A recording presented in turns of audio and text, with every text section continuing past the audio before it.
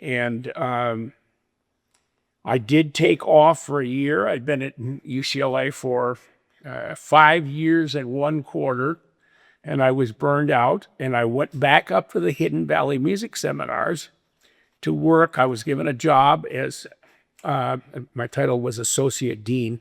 Well, there were only 2 employees. There was the director and the Associate Dean. And then there was a girl that came in and did secretarial work. High school student came in the afternoon for a couple of hours. But other than that, that was the organization until the summer music program came around. And my job was to recruit the students for the summer music programs. And while I was in Carmel, by this time, the Hidden Valley Music Seminars had moved to Northern California, to Carmel, California, on the Monterey Peninsula. Well, when I was up in Northern California, a good friend, Susie Cashin, who was the director of the a community ballet folklorico in San Jose called Los Lupeños, and also taught, she was a full-time professor at Stanford University, taught Mexican dance. She found out that I was in Northern California. She said, well, you have to come up to San Jose and start a mariachi to accompany our ballet folklorico, Los Lupeños. So I went and had an interview with the director of their program, and he offered me a job. And I went 2 days a week. I traveled from Carmel, California to San Jose City College. It was 80 miles each way. And but I started a program there. And one of the students that I had tried to recruit for Hidden Valley Music Seminars was Rebecca Gonzales.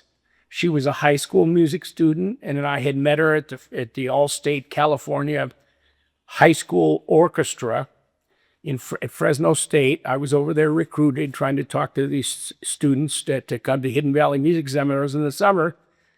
And I gave her a brochure, and she said, well, I live in Santa Clara. And I said, oh, Santa Clara, it's right next to San Jose. Well, I also teach a class at San Jose City College in mariachi music. Well, the next class session, she showed up with her sister Rose and her mom and dad.